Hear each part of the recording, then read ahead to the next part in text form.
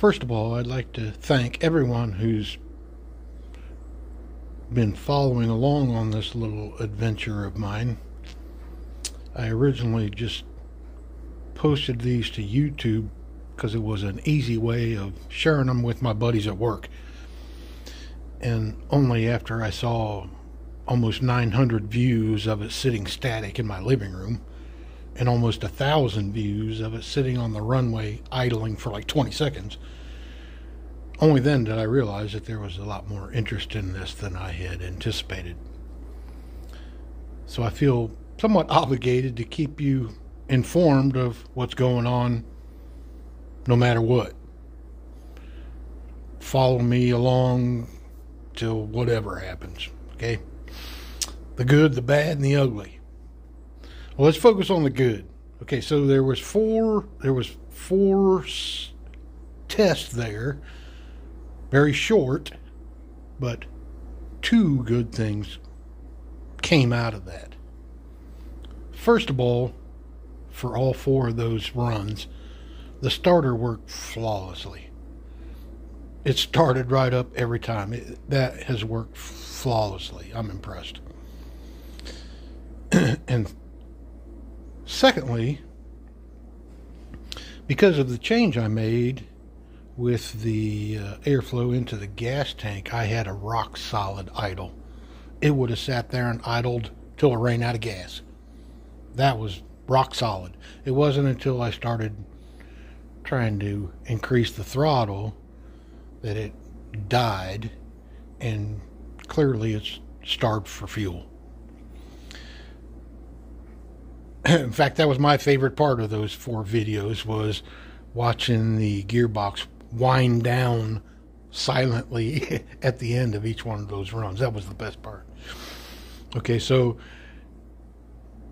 what I'm going to show you now is, first of all, the starter, like I said, I've had no problems with it. Rock solid idle.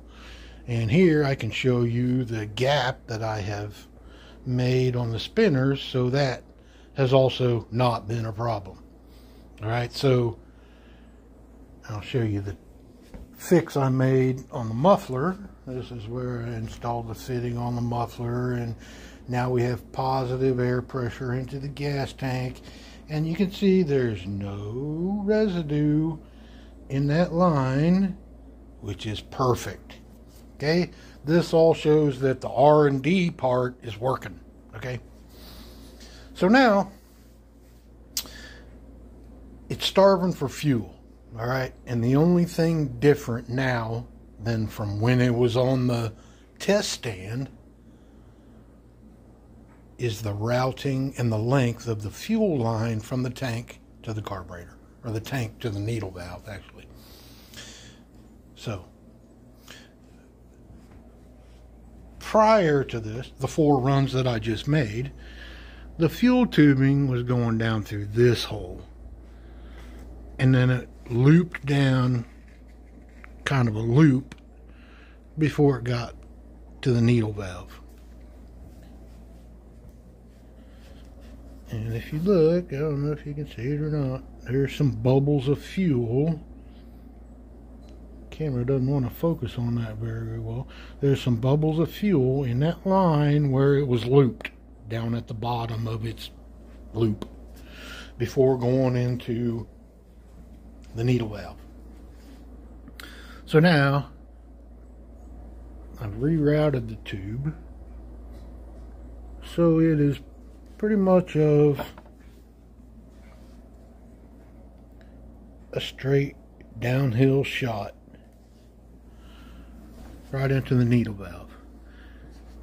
And then it has a little bit of a climb up to the carburetor, but that'll be the last thing I change if absolutely necessary, because it's going to be a pain in the ass if I have to move that needle valve, because it really needs to be right here in this hatch, which is obviously not possible. And the only other place is, of course, over here where I have no access, and I would have to remove the engine to get in there and access it, and Let's just say that would not be a 5-minute job. So now with the fuel tube routed the way it is, I'm banking on that being the answer. So I'm ready for my next test.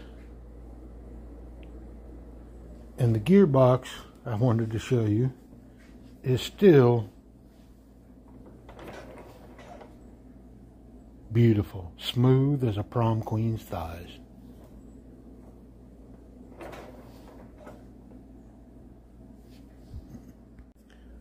For those of you that haven't seen this run on the test stand, it's really pretty impressive. It impresses me every time I see it still. I'll put a link to that video in the comment section of this video.